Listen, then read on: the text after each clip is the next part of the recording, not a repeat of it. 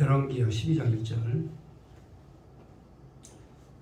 이 말씀은 이제 그 종교를 개혁하는, 요아스가 그 성전을 개혁하는 이 내용이 되겠습니다.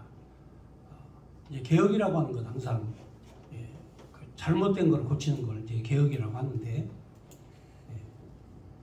이 이스라엘의 그 남쪽 유다의 성전을 맡은 제사장들이 범죄 행위를 합니다. 성도들이 성전에 들어올 때에 성전세도 내고 속죄제, 속건제, 각종 헌금을 가져오는데, 요아스가 성전이 너무 낡았고 솔로몬 왕이 지은 성전에 이제 오랜 시간이 흐르다 보니까 수리할 때가 너무 많아서 당분간은 제사장들이 성도들이 가져온 이 은을 가지고 성전을 보수하라, 이렇게 명령을 내렸어요. 그런데 이 제사장들이 말이죠, 그거를 안 하는 거예요. 그걸 행하지 않습니다. 그러니까 나중에 요아스가 보니까 왕의 명령을 준행하지 않은 이 제사장들에게 고통을 칩니다. 아니, 내가 분명하게 이 성도들이 가져온 그 은을 가지고 성전을 고치라고 했는데, 아니 지금까지 보니까 성전이 하나도 고쳐지지 않는다. 어떻게 하나님 아버지가 임재하신 이 성전에 어떻게 이럴 수가 있단 말이냐 하면서 제사장들에게 명령을 내립니다. 왕이 명령을 내리기를, 이제부터는 제사장이 직접 받지 마라. 직접 받지 말고, 그리고 성전을 건축하는데 다 함께 노력을 하되, 이거를 좋은 방법이 있으면 강구해라 하면서 왕이 이제 명령을 내립니다. 그러니까 그 중에 이제 원로 제사장, 여러분이 잘 아는 요아스를 숨겨두고, 그리고 요아스와 함께 생명을 걸고 개혁을 함께 동참했던 여호야다가 그 말을 듣고 감동이 돼가지고, 우리가 잘못했구나. 이제 우리는 하나님의 성전을 개혁하자. 그러면서 물질부터, 헌금부터 개혁을 하자 해서 큰 상자 하나를, 교회 하나를 성전 문에가 옆에다가 탁 갖다 놓고, 그 뚜껑에다가 동전이 들어갈 수 있는 구멍만 뚫어놔요. 사람 손이 못 들어가고 동전만 들어갈 수 있는 구멍을 딱 이렇게 뚫어 놓습니다. 그러니까 사람들이 오다가 이제 은을 가져오면, 그 당시에 뭐 랩돈 또는 세겔 할 것 없이 이제 은화로 만들었거든요. 은화로 만든 거를 가져와가지고 이거를 이제 성전 귀 구멍에다가 딱 심어놓은 거죠. 여러분 그 성경에 보면 과부의 두랩돈 헌금이 있죠. 두랩 헌금. 이게 이제 이 큰 이 괴에 이게 동전이 딱 들어가면 척척 하고 소리가 나거든요. 절렁 하면서 소리가 납니다. 그러니까 돈을 많이 집어넣은 사람은 절렁 하면서 큰 소리 날 것이고, 조금 넣은 사람은 이제 뭐 소리가 조그만하게 나겠죠. 그런데 그런 식으로 헌금을 거두어서 그러니까 제사장들이 이제는 은을 손도 못 대죠. 은에 대해서는 손도 못 댑니다. 그러니까 그렇게 해서 이 거두어 가지고 성전을 수리하는, 성전을 그 보수하는 이 일을 했다. 이 내용이 이제 오늘 우리가 방금 읽어본 그 내용의 말씀이 되겠습니다. 그러면 이 요아스가 이제 왕이 되었던 이야기는 잘 알고 있는 이야기, 여러분들 알고 있지만, 하나님께서는 반드시 약속을 지키시는 분이다라는 이 하나님의 이 언약, 이거를 우리가 항상 염두에 두어야 오늘 이 열왕기하 12장 해석이 됩니다. 이게 무슨 얘기냐면, 이스라엘 백성들이 애굽의 노예로 끌려갔을 때만 해도 70명, 야곱의 자손들 70명밖에 안 데려갔어요. 그런데 거기서 430년간을 살다가 이제 나올 때는 민족이 되어서 나왔어요. 장정만 60만이었으니까 거대한 민족이 되어서 이렇게 나왔죠. 근데 문제는 뭐가 문제냐면, 노예로 430년간 살았기 때문에 자신들의 정체성을 몰라요. 자신들이 누구인지를 몰라. 원래 아브라함을 하나님이 선택하시고, 아브라함의 아들 이삭, 이삭의 아들 야곱을 통해서 하나님이 축복을 해주셨는데, 너희는 내가 택한 백성이다. 아브라함도 내가 너를 선택했다. 너는 택한 나의 백성이다. 야곱도 너는 내가 택한 나의 백성이다. 이게 하나님의 언약이거든요. 그러니까 언약이 없으면 다를 바가 하나도 없어요. 그냥 일반 사람과 하나님의 선택된 백성과 다를 바가 하나도 없어요. 그런데 선택된 백성의 특징이 있는데 그게 바로 뭐냐? 언약을 받은 거야. 하나님의 약속을 받은 거예요. 그러니까 약속에 대한 확신이 없으면 그거는 믿음이 아니야. 나는 하나님이 선택한 백성이다 라는 확신이에요. 이게 어디서 생기느냐? 여호와는 약속을 지키는 분이다 라는 이 언어가 해석이 돼야 돼요. 여러분 여호와라는 뜻이 무슨 뜻인지 아세요? 혹시? 여호와, 예, 하나님, 예, 하나님은 전능자라는 뜻이에요. 전능자. 하나님이라는 단어는 전능자라는 의미를 가지고 있어요. 그러면 여호와는 어떤 의미를 가지고 있을까? 예, 여호와는 약속을 이루시는 분이다 하는 뜻이에요. 그러니까 하나님 여호와는 전능하신 분은 약속을 지키는 분이다 하는 뜻이에요. 그러니까 유다 자손에게 왕의 홀이 끊이지 아니할 것이다 라고 약속했던 창세기 49장에 있는 이 8절에 있는 내용의 말씀, 이 내용의 말씀이 그대로 이루어져요. 그래서 하나님께서 바로 이 이스라엘 다윗의 자손 유다 왕국이 한바트면 대가 끊어질 뻔했지만 하나님께서 요아스, 어린 갓난아이 요아스를 아달랴의 손에서 구출해 내시고 7년 동안 여호야다 제사장의 품에 자라나게 하셨다가 바로 하나님께서 꺼져가는 등불을 끄지 아니하시는 하나님의 약속에 따라서 요아스가 왕이 된 거예요. 그러니까 요아스가 나중에 장성에서 어른이 되고 난 다음에 자기가 왕이 된 거, 그리고 자기가 유다의 왕가를 지키고, 그리고 하나님의 언약에 하나님이 우리에게 베풀어 주신 그 약속된 그런 자손이라는 사실을 깨달았을 때 얼마나 크게 감동을 했겠어요. 자기가 생명 살아나는 거, 그 갓난아이 때 그 죽을 위기에 그 유모의 품에 안겨가지고 도망와가지고 간신히 생명을 부지하고 살아났는데 바로 꺼져가는 등불을 끄지 아니하시는 하나님께서 유다 자손의 대를 이어가게 하시려고 바로 요아스를 하나님이 선택하셨다. 그러므로 요아스는 반드시 평생의 삶을 하나님의 은혜의 감동에 따라 드리는 거 아니겠어요? 그러니까 은혜가 깨달아진 만큼 행동을 하는 거예요. 내가 은혜를 많이 깨닫지 못하면 그만큼 행동이 나타나지를 못해요. 깨달은 은혜가 없는 사람이 신앙생활을 한다? 가짜예요, 가짜. 그게 가짜란 말이에요. 깨달아진 만큼 하는 거예요. 성령 강림이 뭐냐? 성령 강림이 바로 하나님께서 나타나셔서 우리에게 직접 함께 거하셔서, 그전에는 하나님이 성소에만 계셨고 그전에는 하나님이 거룩한 지성소에만 계셨는데 하나님의 본체 되신 성령님이 우리와 함께 하신다. 임마누엘 하셨다. 성자 예수가 우리와 함께 하셨다. 이제는 성자 예수가 아버지의 나라로 가시니까 이제는 성령 하나님이 우리와 함께 하신다. 이게 성령 강림이에요. 그래서 성령 강림은 시간과 공간을 초월해요. 그래서 2000년 전이나 지금이나 똑같아. 성령에 나타나신가, 성령의 역사는 시간과 공간을 초월한 하나님의 능력이에요. 그러니까 그거를 깨닫는 사람이 변화돼서 새로운 힘이 생기고 새로운 일을 하는 거지, 깨달음이 없는 사람은 아무리 좋은 것을 갖다 줘도 일을 못하는 거예요. 아무리 좋은 조건을 갖다 줘도 일을 못해. 그런데 성령의 깨달음이 생기잖아요. 그러면 조건이 안 돼도, 여건이 안 돼도, 환경이 안 돼도 일을 잘 해나갈 수가 있어요. 그게 성령의 능력이에요. 그러니까 뭐 성령 강림, 뭐 성령 충만해가지고 한순간 벌떡벌떡 뛰고 막 다다다다다다다 하면서 막 예언, 막 방언도 하고 일어나가지고 막 펄쩍펄쩍 찬송을 하고, 그거 그 순간이죠. 그러나 성령의 역사는 지속적이에요. 그 순간 성령을 받았다고 해서 성령을 여러분이 받았다고 생각하면 안 돼. 성령은 열매로 나타나요. 그래서 성령을 받은 사람은 9가지의 열매로, 삶에 나타난 열매로 나타나는 거예요. 그러니까 이 삶에 열매가 없으면 성령도 그 속에 안 계셔. 열매가 나타나는 삶, 이게 이제 이 내용을 좀 해석하려면 구약성경에 모세오경을 해석을 해야 되는데, 자, 히브리 민족들이 처음에 애굽 땅에서 430년간 살다가 가나안 땅을 향해서 출발을 했어요. 자, 출발을 했는데 얼마 못 가가지고 마실 물이 없는 거야. 얼마 못 가 마실 물이 없어요.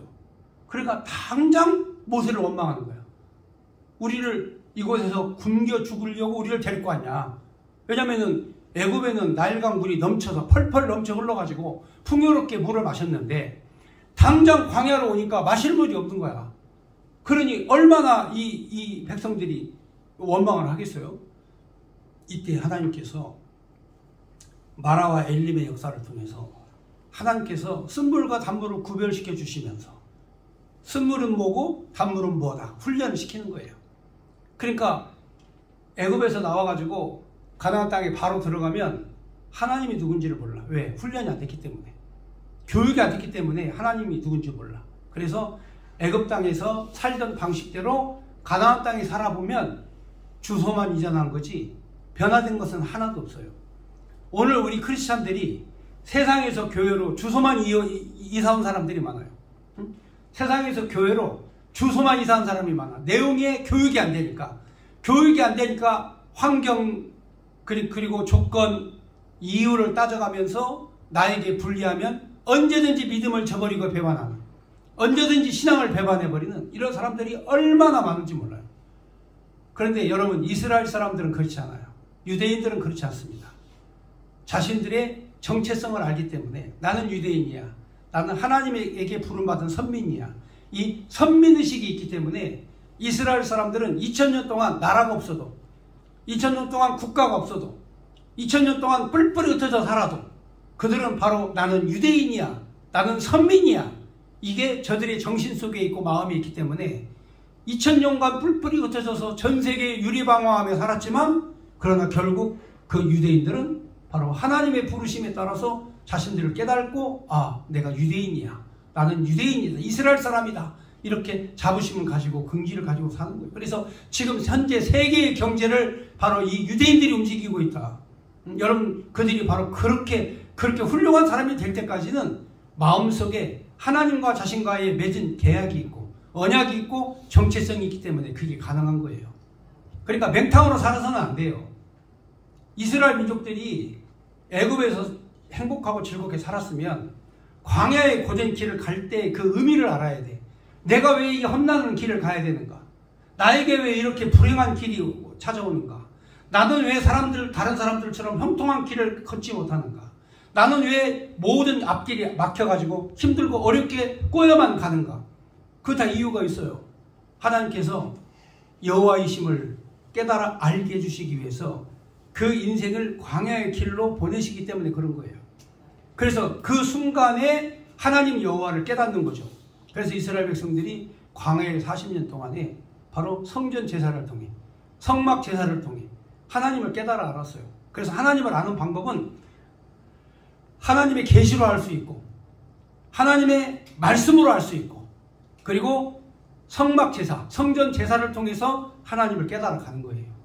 그러니까 하나님께서 그냥 우리를 깨달아 알게 하실 때 그냥 알게 하시는 게 아니고, 하나님이 직접 우리에게 계시의 말씀으로 우리를 이끌어 주시고, 또 우리에게 주어진 성경 말씀을 통해 깨닫게 하시고, 또 공동체의 생활, 성전에서의 하나님의 몸된 교회 안에서 그리스도 예수와 더불어 한 몸된 교회 안에서의 생활을 통해서 하나님께서 깨달아 알게 해주시는 거예요. 그러니까 성도들이 교회 생활의 중심을 통해서 깨달아지고, 또 성경을 연구하면서 공부하면서 깨달아지고, 또 내가 하나님 앞에 기도하면서 하나님의 음성과 말씀을 들으면서 내가 깨달아지는 거예요. 그러니까 하나님께서 이렇게 깨닫게 해주시기 위해서 우리를 훈련시키는 거죠. 자, 그렇다면 내가 하나님과의 올바른 관계, 바로 이 관계를 내가 어떻게 여기 오늘 이 12장의 말씀을 통해서 깨달아 가느냐. 요아스를 통해서 하나님께서 철저하게 우리에게 성전의 중요성에 대해서 우리에게 깨달아 알게 해주시는데, 요아스는 어린 자신이 간신히 목숨을 구제받고 간신히 살아나서 유다의 왕이 되었으므로 나는 평생 하나님의 성전과 하나님을 섬기는 일에 소홀히 하지 않겠다 하면서 하나님 앞에 철저하게 복종하는 삶을 살았어요. 그러니까 요아스가 이렇게 믿음이 그냥 생긴 게 아니에요. 과거에 자기가 힘들고 어려웠던 시절을 깨달으니까 큰 일을 계획할 수 있는 거예요. 그러니까 깨달음이 없는 사람은 일도 못해.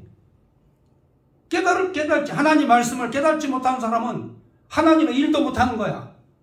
그런데 깨달음도 없는 사람이, 배움도 없는 사람이, 성경 연구를 해보지도 않고 하나님의 음성과 말씀을 배우지도 않은 사람이 큰일 하겠다 이 생각만 하니까 이게 일이 안 되는 거예요. 그래서 요아스는 자신에게 베푸르신 하나님의 은혜가 얼마나 큰가를 알기 때문에 내가 할 일은 바로 회파된 성전을 고치는 일이다. 부서진 성전을 고쳐서 영화롭고 아름답게 해드리는 것이다. 해가지고 제사장들에게 성전에 들어오는 모든 은을 거두어서 바로 성전을 건축하라 명령을 내렸어요. 그런데 거기에 꼭 사고뭉치들이 있어요. 여러분, 제사장이라고 하면 제일 1번 하나님의 몸된 성전을 거룩하고 영롭게 하는 게 그게 1번 목적 아니에요? 그게 제사장 사명 아닙니까? 그렇잖아요? 목사의 1번 사명이 뭐예요? 목사의 하나님의 부르심을 받은 성직자로서 1번의 사명이 뭡니까? 나를 돌보는 것보다 하나님의 몸된 교회를 돌보고 성도를 돌보는 게 이게 1번 아닙니까? 그게 목회자의 일 아니에요? 그렇잖아요? 그런데 이 내용을 읽어보면 깜짝 놀랄 일이 생겨요. 성도들이 이 은전을 가지고 오면 렙돈이나 세겔이나 동전을 가지고 오면은 이 동전을 하나님의 성전 건축하는 데 써야 되는데 이거를 자기 호주머니에다 집어넣은 거야. 자기 호주머니에다 집어넣고 하나님의 일을 안 해요. 하나님의 일을 안 해요. 그러니까 요아스가 보니까 기가 막힌 일이에요. 어찌 이럴 수가 있습니까? 자, 그러면 12장 1절 읽겠습니다. 예후의 제7년에 요아스가 왕이 되어 예루살렘에서 40년간 통치하니라. 그의 어머니 이름은 시비아라 브엘세바 사람이더라. 요아스는 제사장 여호야다가 그를 교훈하는 모든 날 동안에는 여호와 보시기에 정직히 행하였으되 다만 산당들을 제거하지 아니하였으므로 백성들이 여전히 산당에서 제사하며 분향하였더라. 이 산당 제사가 뭐냐면 산당 제사가 우상을 섬기는 건 아니고 이렇게 아브라함과 이삭과 야곱이 바로 산당 제사를 드렸어요. 여러분 보시면은 아브라함과 이삭과 야곱 시대에는 성전이 없었잖아요. 그리고 또 430년간 종살이 할 때 430년간 종살이 할 때는 성막도 없고 성전도 없었어요. 그러니까 자신들의 정체성이 누군지를 몰라. 그러니까 아브라함도 바로 이 모리아 산에서 이삭을 드릴 때 제단을 쌓고 가서 제물을 드리는 거예요. 이게 산당이에요. 또 야곱도 이삭도 돌무더기를 쌓고 거기서 하나님 여호와의 이름을 부르면서 제사를 드리는 이게 산당 제사예요. 자, 그런데 이 모세 시대에 바로 성막 제사가 시작이 돼요. 그러면서 하나님께서 구별한 장소. 그래서 하나님께서 세 개를 구별했어요. 첫째, 장소를 구별했고, 두 번째, 제사장을 구별했고, 세 번째, 드려지는 제물을 구별을 했어요. 그래서 제사의 3대 요소가 제사를 드리려면 먼저 거룩하게 구별된 땅이 있어야 되고, 장소가 있어야 되고, 두 번째, 거룩하게 구별된 제사장이 제사를 대신해서 드리고, 그리고 세 번째, 바로 거룩하게 구별된 제물로 하나님 앞에 드리는 거예요. 그러니까 아무 데서나 예배를 드리는 게 아니에요. 또 아무 사람이나 분향을 하는 게 아니야. 또 아무 것으로 그냥 제물을 드리는 게 아니에요. 하나님이 다 지정해 준 것을 드리는 거야. 이게 제사의 원리예요. 그런데 지금 산당제사를 드렸다. 그럼 그 얘기는 무슨 얘기냐면 하나님이 지정해 준 장소에서 하나님을 찾아야 되는데 자기 멋대로 돌무더기 쌓아놓고 제단을 만들어 놓고 그곳에서 하나님 앞에 예배를 드리는 거야. 자기 나름대로. 진짜 예배는 어디로 가야 되느냐? 성소를 찾아와야 돼요. 하나님이 임재하신, 하나님이 거룩하게 구별해 놓으신 성소로, 거룩한 성전으로 찾아와서 하나님을 부르짖고 기도를 해야 될 백성들이 자기 멋대로 하는 거야. 자기 멋대로. 여러분, 요즘에 교회가 산당 제사를 드려요. 만군의 하나님 여호와 앞에 거룩하게 예배를 드려야 되는데 다 자기 편리한 대로 자기 좋은 대로 그렇게 예배를 드리고 신앙생활을 하는 거예요. 그러니까 이 요아스가 다 좋아. 여호야다의 명령을 따라서 하나님 섬기는 거 좋아. 다 좋아. 그런데 모든 백성의 산당을 회파시키고 모든 백성들이 이제는 다 함께 성전으로 와라. 그러니까 백성들이 막 불만이 많은 거야. 입이 삐쭉 튀어나온 거야. 입이 삐쭉 나온 거야. 입이. 왜냐? 아니 하나님 섬기는 곳은 하나님 섬기는 곳은 아브라함도 그랬고 이삭도 그랬고 야곱도 그랬고 그냥 자기 동네 자기 사는 데에서 돌무더기 다 쌓아가지고 하나님 섬기면 됐지. 모두로 예루살렘까지 모두로 예루살렘까지 그렇게 머나먼 길을 가가지고 우리가 왜 예배를 드려야 되느냐. 여러분, 하나님께서 성전을 지어놓으신 것은 장차 오실 예수 그리스도를 통한 구원의 역사를 하나님께서 설명해 주시기 위해서 성전을 지어놓으신 거예요. 그래서 그들로 하여금 다 함께 거룩한 성전에서 하나님 임재하심을 보고 만나고 그리고 은혜가 충만해가지고 그들의 삶을 살아가도록 하시기 위해서 바로 하나님께서 알고 보고 믿게 하시려고 알고 보고 믿게 하시려고 성전을 하나님이 지어놓으신 거야. 그런데 지멋대로 산당 제사를 드려. 자, 이게 하나님 앞에 이게 올바른 믿음이냐 이거예요. 그래서 산당 제사는 폐하지 아니하였다 그랬어요. 자, 그 다음 절 보면 4절에 요아스가 제사장들에게 이르되 여호와의 성전에 거룩하게 하여 드리는 모든 은, 곧 사람이 통용하는 은이나 각 사람 몸값으로 드리는 은이나 자원하여 여호와께 성전에 드리는 은을 제사장들이 각각 아는 자에게서 받아들여 성전의 어느 곳이든지 파손된 것을 보거든 그곳으로 수리하라 하였으나 요아스 왕 제23년에 이르도록 제사장들이 성전에 파손한 데를 수리하지 아니하였는지라. 이게 말이 안 돼. 이게 왕의 명령을 어기고 지들 멋대로 지 호주머니로 들어간 거야. 왜냐하면 성전에 들어가면 성전세도 내야 되고 그 다음에 하나님 앞에 드리는 제단에 헌금도 있어야 되고 또 자원하에 드리는 감사헌금도 있고 그래서 많은 성도들이 헌금을 성전을 들어왔다가 나가면 반드시 성전에 들어가는 성전세가 있어요. 성전세. 여러분들도 쉽게 보면 이게 뭐냐면 절간 들어가려면 절간 앞에서 뭐 탐방료다 하고 돈 받잖아요. 누구나 다 의무적으로 돈 받지 않습니까? 앞에 탐방료 해가지고. 그러니까 이 당시에도 성전에 들어가기 위해서는 성전에 그 세금을 반드시 성전세를 내야 돼요. 의무적으로. 우리가 11조를 의무적으로 내야 되는 것처럼 성전세도 의무적인. 그리고 자원에서 드리는 감사헌금. 그 다음에 각종 드리는 몸값. 자, 이렇게 해서 그래서 몸을 정결케 하기 위해서 드리지는 그런 성전세. 자, 이런 것들을 다 거두어가지고 제사장들이 그걸로 성전을 수리하라고 했더니 수리를 안 한 거야. 그래서 6절에 보니까 이 요아스가 보니까 수리를 안 해. 7절 말씀 보겠습니다. 요아스 왕이 대제사장 여호야다와 제사장들을 불러 이르되 너희가 어찌하여 성전의 파손한 데를 수리하지 아니하였느냐. 이제부터는 너희가 아는 사람에게서 은을 받지 말고 그들이 성전에 파손한 데를 위하여 드리게 하라. 그러니까 이제부터는 직접 받지 마라. 제사장들 너희들이 하나님 앞에 범죄하지 마라. 직접 받지 마라. 이 개혁이에요. 아주 개혁이 일어난 거죠. 엄청난 개혁이 일어난 거예요. 자, 그러니까 직접 받지 말고 수리하는 데만 써라. 자, 이게 이제 시스템을 만들어 놓는 거죠. 시스템을. 성전 시스템을 완전히 개혁한 거예요. 제사장이 직접 받고 기도해주고 너는 이제는 죄 사함을 받았느니라 이렇게 해야 됐는데 이제는 직접 받지 마라. 이 말은 무슨 얘기입니까? 그 다음 이 제사장 여호야다가 바로 개혁을 합니다. 8절 제사장들이 다시는 백성에게 은을 받지 아니하고 성전 파손한 것을 수리하지도 아니하기로 동의하였다. 그러니까 우리한테 동전도 안 주고 우리한테 재물도 주지 않고 그럼 우리가 어떻게 성전을 고치냐, 우리가 어떻게 수리를 하느냐, 우리 못한다. 자, 이제는 어떻게 하냐, 제사장 여호야다가 하는 방법대로 하자. 자, 이제까지 우리는 못했으니까 개혁자 요아스가 하라는 대로 하자. 그게 바로 뭐냐면 괴짝을 갖다 놓는 거예요. 성전 괴짝. 자, 9절 보겠습니다.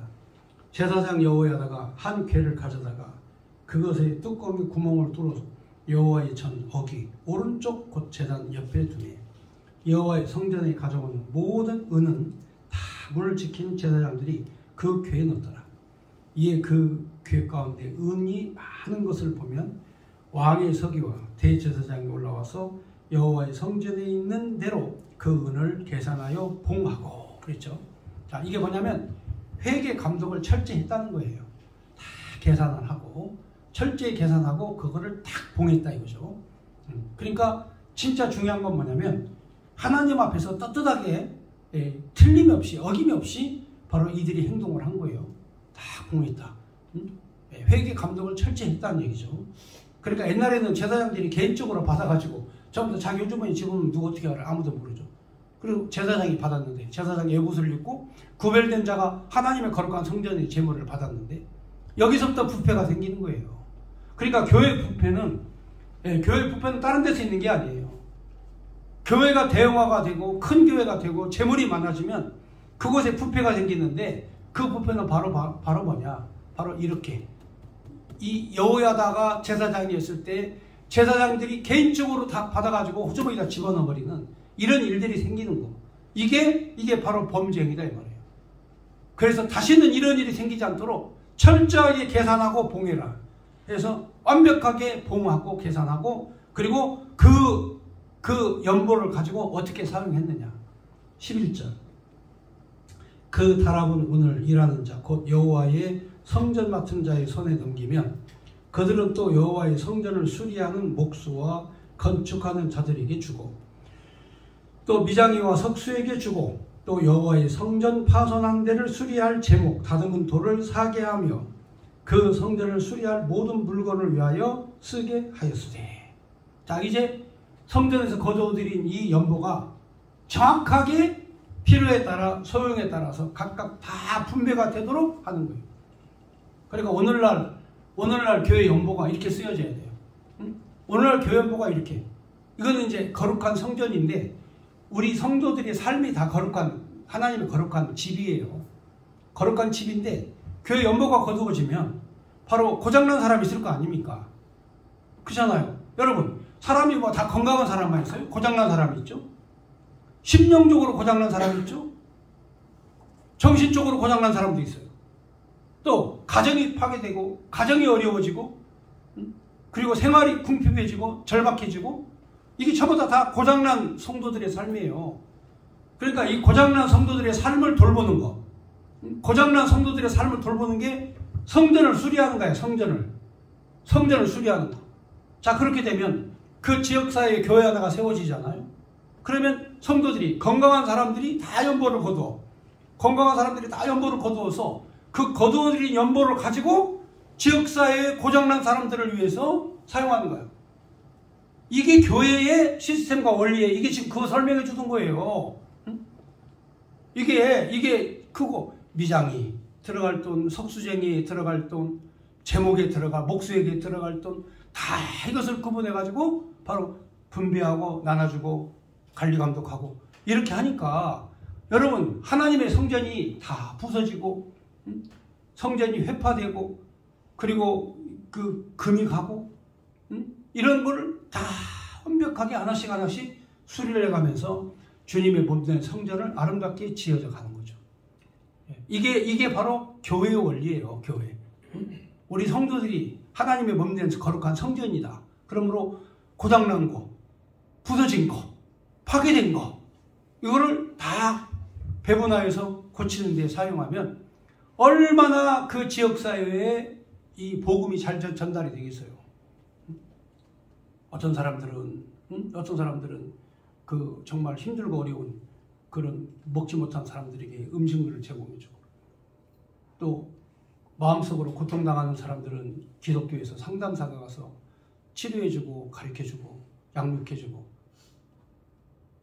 그리고 또 요즘에는 또 해외에서 또 시집온 또 다문화 가정들도 많잖아요. 과거에는 이 진보 좌파들 세력들이 뭐 다문화 가정 뭐 돌보고. 지금은 그렇지 않아요. 지금은 이제 교회 안에서 철저하게 그 소외되고 버림받고 이런 사람들을 지키고 돌보는 일에 자기의 시간을 바치고 헌신하고 힘쓰고. 자, 이게 지금 현재 오늘날 우리 교회가 해야 될 일이죠.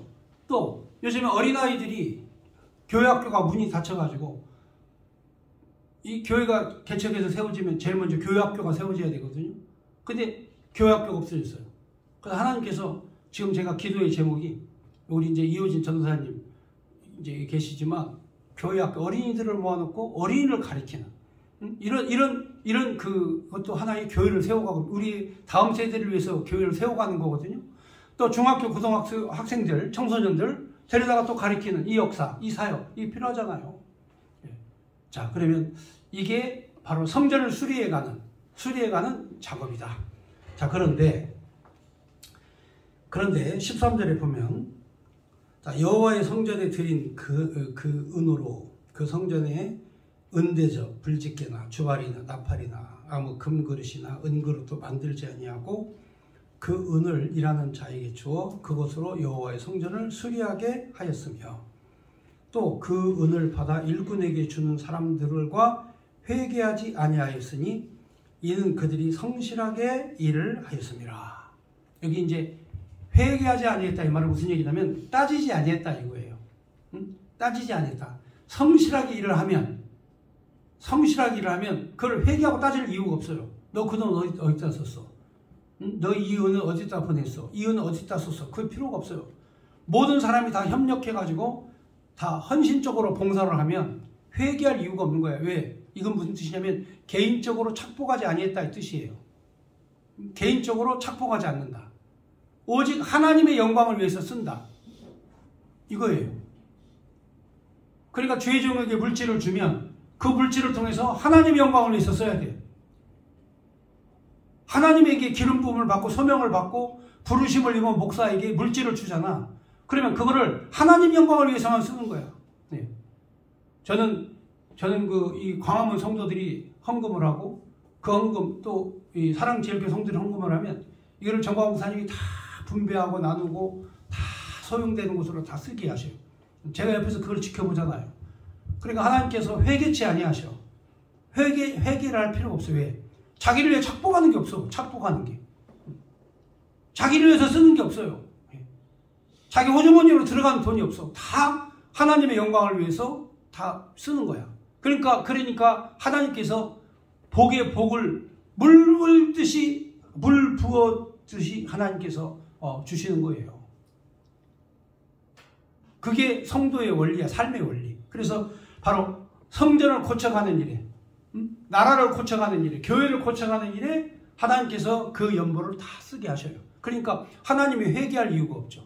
근데 나쁜 놈들이 많아요. 나쁜 놈들은 혹시라도 자기들이 그렇게 하니까 자신들이 헌금을 빼돌리고 막 하니까 정광훈 목사 혹시라도 돈을 빼돌리지 않았나 해가지고 평화나무 김용민이고 말하죠. 그 다음에 한기총에 그 역적 무리들이 있어요. 역적 무리들. 그 역적 무리들이 막 고발하지. 정광훈 목사님 경찰 조사 가가지고 탈탈 털어봐. 검찰청 가서 탈탈 털어도 하나도 무혐의. 왜 무혐의인 줄 아세요? 다 성도들의 삶을 위해서 애국을 위해서 바로 다 돈을 썼지. 거도들이 헌금을 다 그렇게 썼지. 정광훈 목사님이 개인 통장을 만들어가지고 그 통장에다가 그거를 감추고 유용하고서 뭐 그런 게 없어. 그런 게. 몇억, 몇백억, 몇십억, 몇천억이 몇 조가 거쳐도 자기 통장으로 착복을 하지 않으면 법에 걸릴 게 한 개도 없어요.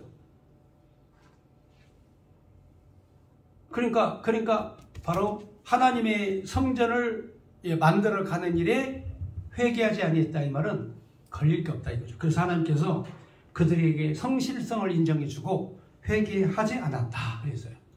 자, 그 다음 16절. 그런데 속건제의 은과 속죄제의 은은 여호와의 성전에 드리지 아니하고 제사장에게 돌렸더라. 그래서 레위기 5장 14절에 있는 말씀대로 속건제와 속죄제의 제물은 제사장 몫으로 돌렸어요. 하나님께서. 자, 이게 뭐냐? 속건제는 뭐냐? 속죄제는 뭐냐? 거의 같은 의미의 죄를 사하는 제사의 제물이에요. 그런데 속죄죄는 뭐냐면 하나님의 율법의 말씀을 범해서 지은 죄. 하나님의 율법의 말씀, 그러니까 성경 말씀을 범하여서 지은 죄. 이 죄는 속죄죄를 드려야 돼. 그런데 사람과의 관계에서 죄 지을 수 있죠. 그죠? 응? 그렇잖아요? 내가 약속을 어겼다든가 뭐 속였다든가 그 다음에 물건을 더 많이 뭐 내가 착복을 했다든가 하면서 사람과의 관계에서 부딪혀서 짓는 죄 있잖아. 이건 속건죄야. 속건죄. 속건죄를 드려. 근데 이 속건죄는요, 상대방이 입은 피해에 5분의 1을 더해서 줘야 돼. 그냥 죄만 드리는 게 아니야. 5분의 1을 보상하고, 그리고 하나님 앞에 속건죄의 제사를 드려야 돼. 근데 속건죄의 제사는 주로 염소로 드렸는데, 이제 염소만 드릴 수 없잖아. 그러니까 염소의 값어치에 따라서 은으로 하나님 앞에 드리는 거야. 이거는 바로 죄를 사하여 주고, 그리고 그들을 위해 기도해 주는 제사장에게 돌렸다. 왜냐, 제사장도 먹고 살아야 하잖아.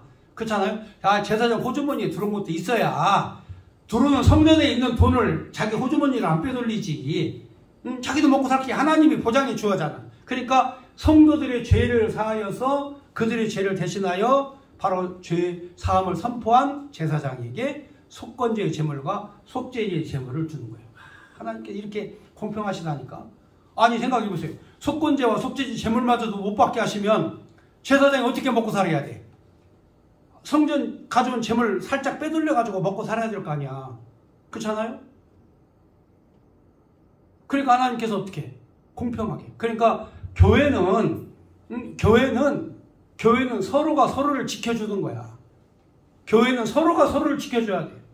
제가 여러분들의 삶과 성도의 삶을 위해서 내가 기도해주고, 여러분을 보살펴서 필요한 게 뭔가 살펴서 주고, 여러분들도 목사가 뭐가 필요한가, 이걸 서로 보고 지켜주면서 사는 거. 이게 바로 공동체, 교회라고 하는 거룩한 성전을 이루어가는 그 원리라고 말이에요. 그러니까 그 원리를 아셔야 돼요. 자, 가끔 가다가 만능 재능을 가지고 있는 윤 집사님을 내가 가끔 부림었거든요. 뭐 커튼 달아라, 무슨 뭐 설치해라, 일 똑부러지게 잘하죠. 근데 또 잘하는 사람이 또 한 명 더 왔어요. 예. 잘함이 또 있어. 그러니까 이제는 윤 집사님 안 불러도 이제는 또 잘하는 사람이 또 와. 그러니까 꼭 한 사람만 그 짐을 지라는 게 아니라 하나님이 필요 적절하면 다 때가 되면 사람을 불러주시는 게 그게 교회야. 교회. 응? 그래서 교회들은요, 서로를 돌보면서 이게 한 몸으로 이루어져 가는. 자, 그러면 이렇게 하려면 어떻게 해야 돼요?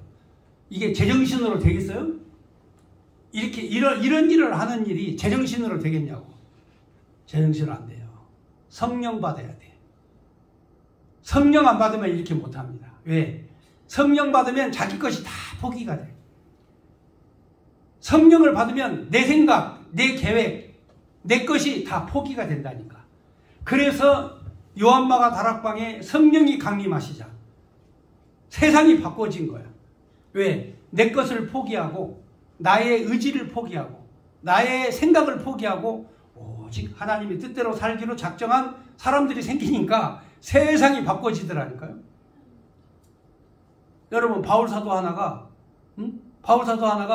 바로 다메섹에서 쓰러져서 세상이 바꿔진 역사가 일어난 것은 바울이 자기 생각을 다 쓰레기로 버리고 배설물로 버리고 자기가 배워왔던 모든 지식과 학문을 다 쓰레기, 배설물로 여기고 살았기 때문에 새로운 능력, 새로운 힘, 그게 성령 하나님의 인도하심에 따라 살았어. 그러니까 바울 사도가 세상을 바꾸는 거예요. 한 명이 바꿔지면 세상이 바뀐다니까. 응?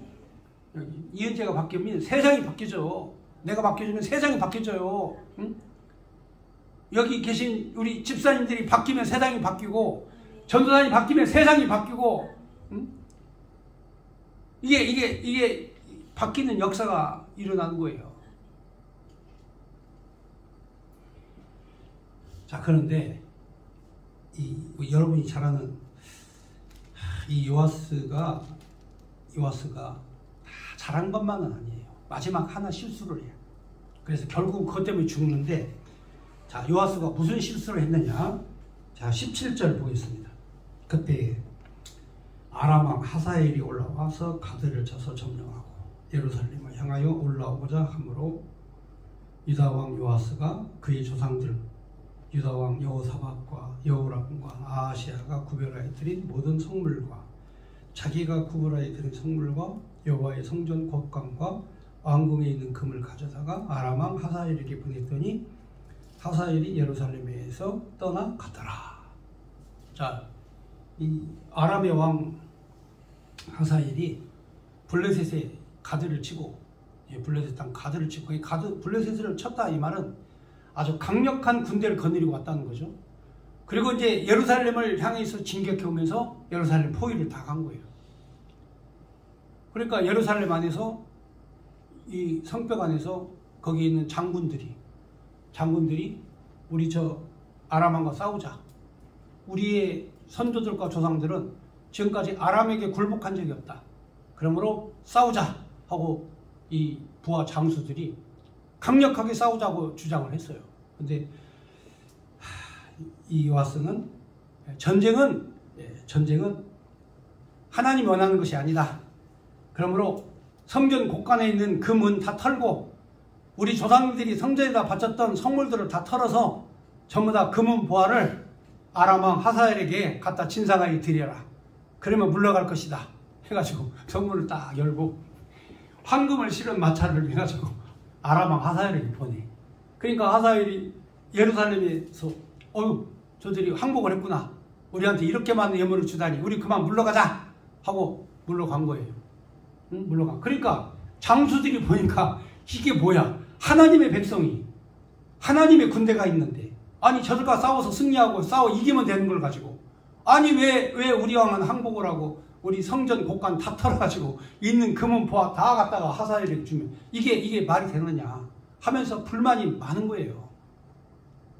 결국은 이제 그 군인들에 의해서 요아스가 참사를 당합니다. 암살을 당하는 거죠. 자, 그 다음 절 읽어보겠습니다. 19절. 자, 요아스의 남은 사적과 그 행한 모든 일과 유다왕 역대 지략에 기록되지 아니하였느냐.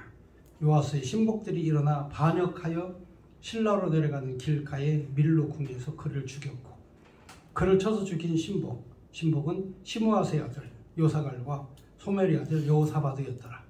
그는 다윗성에 그의 조상들과 함께 장사되고 그의 아들 아마사가 그를 대신하여 왕이 되니라. 결국은 이 싸움도 한번 안 해보고 대적 한번 전쟁 한번 안 해보고 그냥 항복하고 포기하는 바람에 바로 신하들의 반란에 의해 가지고 이 요아스는 비명 행사를 하게 되는 그런 내용의 말씀까지 오늘 말씀을 전했습니다.